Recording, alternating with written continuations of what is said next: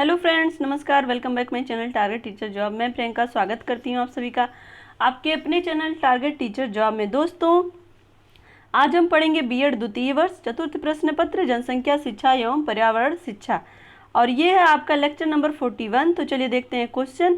ध्वनि प्रदूषण के मुख्य स्रोत क्या है? ध्वनि प्रदूषण से बचने के कुछ उपायों का वर्णन कीजिए।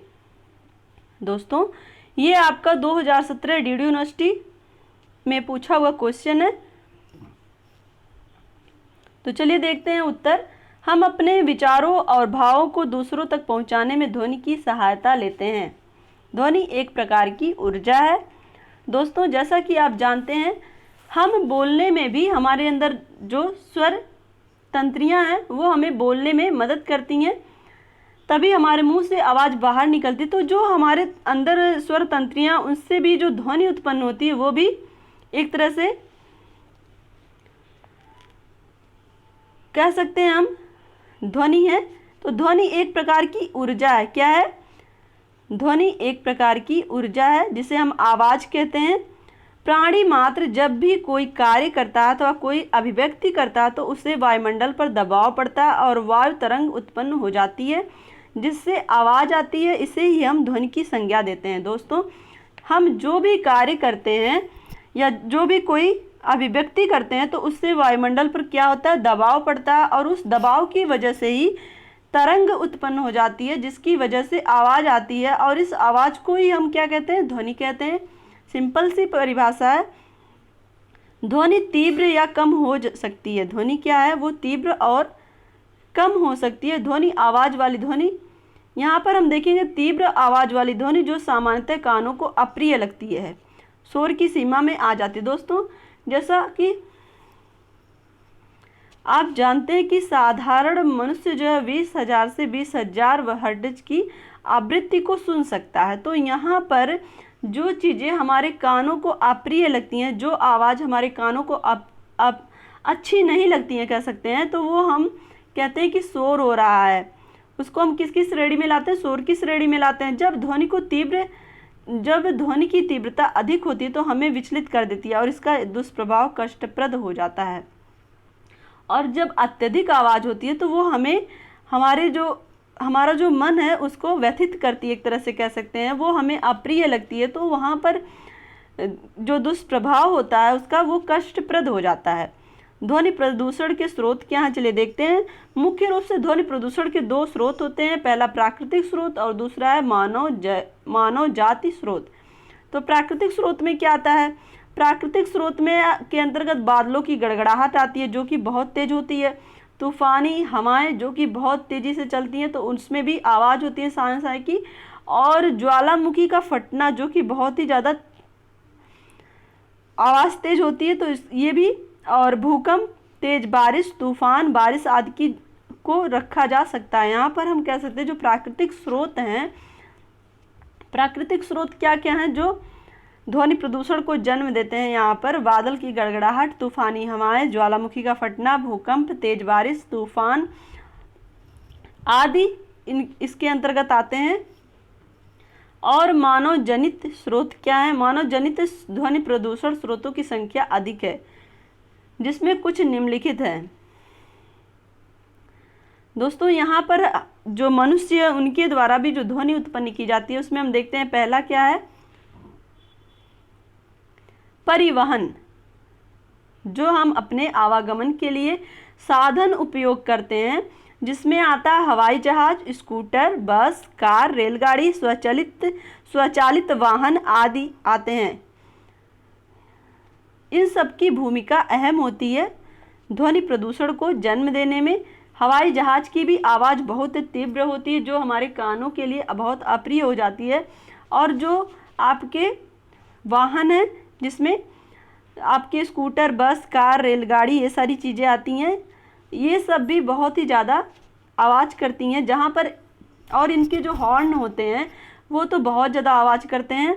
उद्योग और कारखाने देखते हैं, इसमें जनरेटर्स, मशीन, सायरन आदि आते हैं। और जो उद्योग धंधों में जनरेटर्स होते हैं, बड़ी बड़ी मशीनों को चलाने के लिए, और जो मशीनें लगी होती हैं उनकी भी अपनी बहुत तेज़ की ध्वनि होती है कि वहाँ पर आपकी आवाज़ सुनाई नहीं पड़ेगी, इतनी तेज़ ध्वनि रहती है। और सायरन यानी कि अलर्ट जब किया जाता है या फिर अलर्ट के लिए होता है, या आप कह सकते हैं कि इस तरह की जो सायरन बजते हैं, किसी भी असुविधा होने पे भी इस तरह के सायरन की यूज किया जाता है। तो ये सारी चीज़ें भी जिनमें बहुत ही ज़्यादा ध्वनि होती है, ये सारी चीज़ें भी ध्वनि प्रदूषण का कारण है।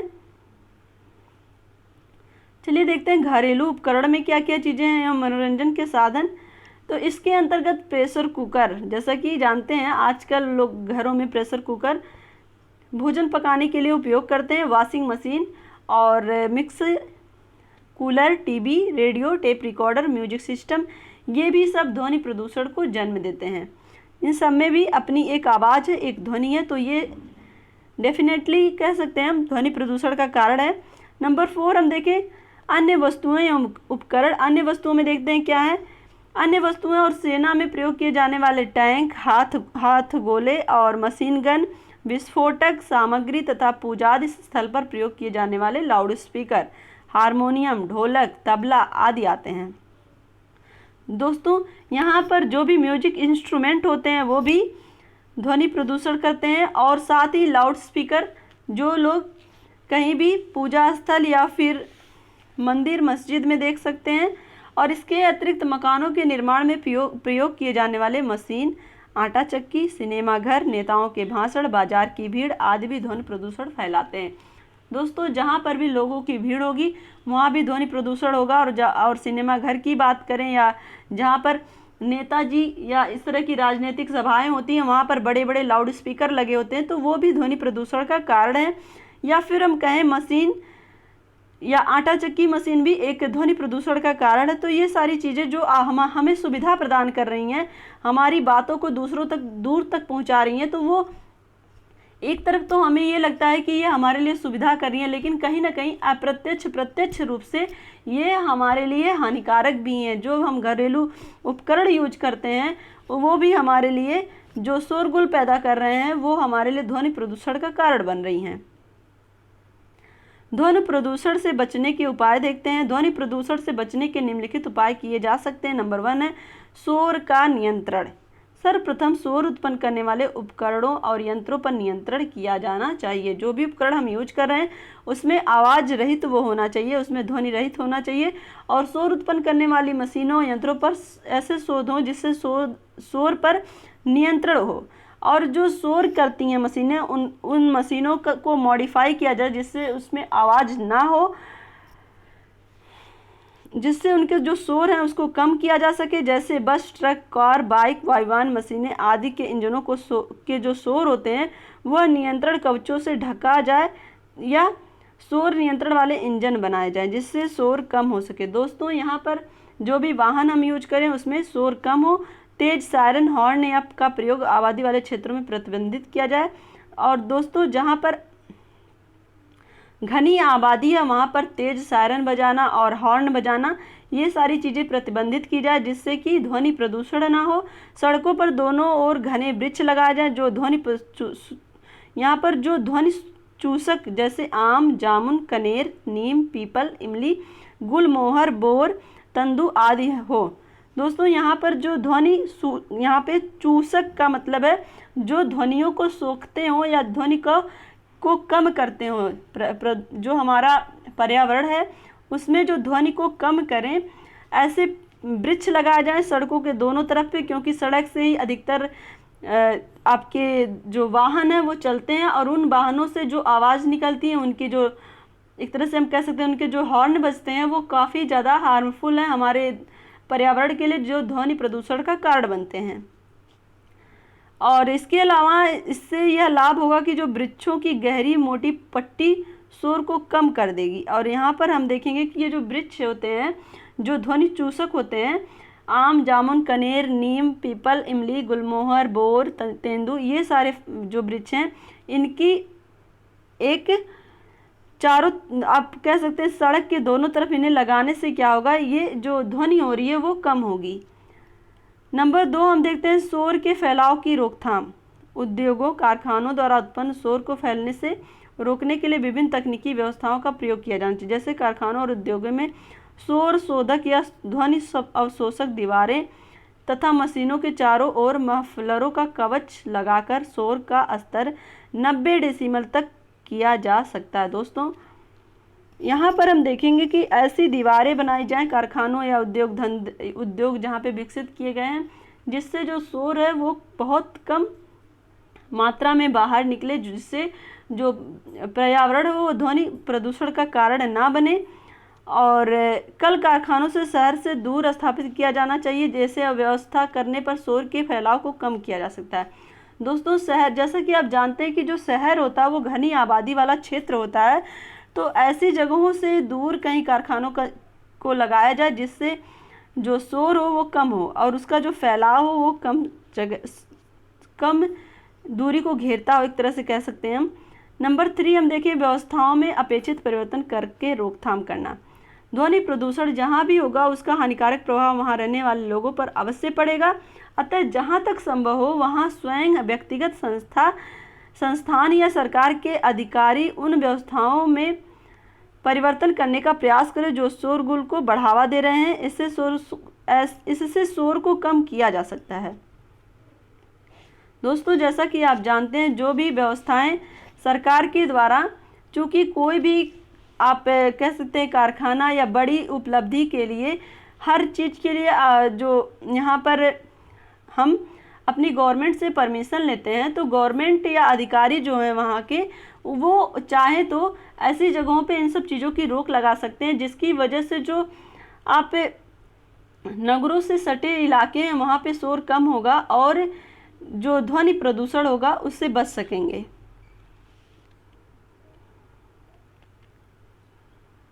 यहाँ पर हम देखिए नंबर 4 है ध्वनि प्रदूषण के बारे में जानकारी देना। और ध्वनि प्रदूषण जो आज के परिप्रेक्ष्य में खतरनाक होती जा रही है, इसका मुख्य कारण लोगों को इसके बारे में जानकारी और जागरूकता का अभाव है। दोस्तों जैसा कि आप जानते हैं, लोगों में अशिक्षा ज़्यादा है, ज्ञान की कमी है, तो इन सब चीज़ों की जानकारी अगर दी जाएगी तो लोग इसके विषय में पहले से सचेत हो पाएंगे, क्योंकि ये धीरे धीरे खतरनाक होती जा रही है। इसलिए प्रत्येक आयु के स्तर पर लोगों को ध्वनि और इसके बारे में जानकारी जागरूकता लानी है, जो लोगों के बीच अभी अभाव है। इसलिए प्रत्येक आयु के स्तर पर लोगों को ध्वनि प्रदूषण के कारण और परिणाम के बारे में समुचित जानकारी दी जानी चाहिए। इसके लिए अनेक विधाओं जैसे संगोष्ठी, व्याख्यान, टीवी सीरियल, डॉक्यूमेंट्री आदि को अपनाकर लोगों को शिक्षित और जागरूक किया जा सकता है। दोस्तों जैसा कि आप जानते हैं, श्रव्य दृश्य बहुत ही अच्छा माध्यम है लोगों को जागरूक करने का। तो अगर टीवी सीरियल के माध्यम से या डॉक्यूमेंट्री फिल्मों के माध्यम से लोगों को जागरूक किया जाए, या संगोष्ठी या व्याख्यान के माध्यम से जो भी समाज के प्रतिष्ठित लोग हैं उनके द्वारा एक संगोष्ठी करके या व्याख्यान के द्वारा, या फिर जो राजनीतिज्ञ लोग हैं जो कि बड़ी बड़ी सभाएं करते हैं, वो लोग अगर जागरूक हों तो उनके जो फॉलोअर्स हैं, उनके जो मानने वाले लोग हैं, वो भी इस चीज़ को ध्यान में रखेंगे। जैसा कि आप जानते हैं कि देश में अगर स्वच्छता अभियान देखा जाए तो शौचालय आज धीरे धीरे देश के हर गांव में स्वच्छता अभियान जारी है। तो इस वजह से भी देखेंगे शौचालय धीरे धीरे सरकार के द्वारा शौचालय को मुहैया कराया जा रहा है। तो इस तरह से जो लोगों में अशिक्षा थी वो धीरे धीरे दूर हो रही है, लोग इसकी उपयोगिता को समझ रहे हैं और शौचालय का उपयोग कर रहे हैं। तो ऐसे ही धीरे धीरे इन सब चीज़ों के बारे में भी लोगों को सचेत करना होगा, लोगों को बताना होगा कि ध्वनि प्रदूषण से हमें किन किन समस्याओं का सामना करना पड़ सकता है। तो इन सब चीज़ों का वो लोग समझेंगे और उनके अंदर जागरूकता आएगी। नंबर 5 हम देखते हैं कानून बनाकर ध्वनि प्रदूषण पर रोकथाम। ध्वनि प्रदूषण को रोकने के लिए सरकार के द्वारा कानून बनाया जाना चाहिए। भारत में शोर नियंत्रण के संदर्भ में कोई स्पष्ट और अलग से केंद्रीय कानून नहीं है। दोस्तों जैसा कि आप जानते हैं कि देश की जनसंख्या लगातार बढ़ती जा रही है, लेकिन ध्वनि प्रदूषण को रोकने के लिए कोई उपाय नहीं किए जा रहे हैं। दोस्तों ये बहुत ही ज़्यादा गंभीर विषय है। अगर आप किसी बड़ी सिटी में हैं और वहाँ पर आप अगर थोड़ी देर भी जाम में फंस जाते हैं तो आपको जो हॉर्न की आवाज़ और साथ ही जो धुएं हैं मोटर वाहनों के, उनसे आपका थोड़ी देर में ही दम घुटने लगता है। बहुत ही ज़्यादा असहनीय हो जाता है ये चीज़ें कि आप उस भीड़ में अपने आप को कैसे एडजस्ट करें। बहुत ही मुश्किल हो जाता है। भारत में शोर नियंत्रण के संदर्भ में कोई स्पष्ट और अलग से केंद्रीय कानून नहीं है। अभी हाल ही में पर्यावरण संरक्षण अभियान 1986 में ऐसी व्यवस्था रखी गई है जिसमें किसी भी प्रकार के प्रदूषण के संदर्भ में नियम बनाए जा सकते हैं और उन्हें कठोरता से लागू भी किया जा सकता है। लेकिन आज तक ध्वनि प्रदूषण पर रोकथाम के लिए ना तो नियम ही बने और ना ही कार्यवाही ही हुई। दोस्तों, अगर हम बात करें जो कि इलेक्ट्रिक बाइक और ई रिक्शा की बात करूँ तो मुझे लगता है कि ये बहुत ही अच्छा विकल्प है लोगों के प्रकृति के लिए, क्योंकि जो ये चीज़ें लोग यूज करेंगे तो एक तरह से तो आप ध्वनि प्रदूषण से भी बचेंगे और दूसरी तरफ वायु प्रदूषण से भी बचेंगे। तो क्यों ना लोगों को इस विषय में जागरूक किया जाए कि लोग ध्वनि प्रदूषण के रोकथाम के साथ साथ वायु को भी दूषित होने से बचाएं और इलेक्ट्रिक चीज़ों का उपयोग करें, वाहन खासकर। लेकिन आज तक ध्वनि प्रदूषण पर रोकथाम के लिए ना तो नियम ही बने और ना ही कार्यवाही ही हुई। इसलिए इस अधिनियम के तहत ध्वनि प्रदूषण के संदर्भ में नियम बनाकर उसे संसद में पारित करने की महती आवश्यकता है। दोस्तों, ये चीज़ें जो हमारे राजनीतिज्ञ हैं उनको ये चीज़ें हमेशा चाहिए कि जो देश के हित में कार्य हो उसको सबसे पहले करें, क्योंकि व्यक्तिगत कार्य तो किसी एक व्यक्ति के लिए हितकर होंगे, लेकिन जहाँ पर देश की सुरक्षा या देश के जीवन की बात आती है वहाँ पर इन सब चीज़ों के, इन सारे मुद्दों को ध्यान में रखना चाहिए और इन सब के लिए कठोर कानून बनाना चाहिए। तो यहाँ पर हम देख रहे हैं नंबर 5, कानून बनाकर ध्वनि प्रदूषण पर रोकथाम।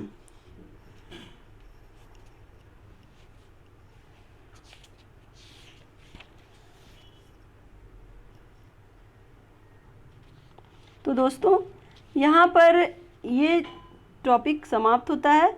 अगर ये वीडियो आपको अच्छी लगी हो तो एक लाइक करिएगा, अपने दोस्तों के साथ शेयर करिएगा और कमेंट बॉक्स में हमें लिखकर ज़रूर बताइए कि मेरा ये प्रयास आपको कैसा लगता है। और अगर कहीं भी आपको कुछ कमियां नज़र आती हैं तो उस कमी को भी बताइए, ताकि हमारे जो भी कमियां रह जाती हैं उसमें हम इम्प्रूवमेंट कर पाएँ। इसी के साथ आप खुश रहिए, मस्त रहिए और हमसे जुड़ने के लिए थैंक यू सो मच। जय हिंद।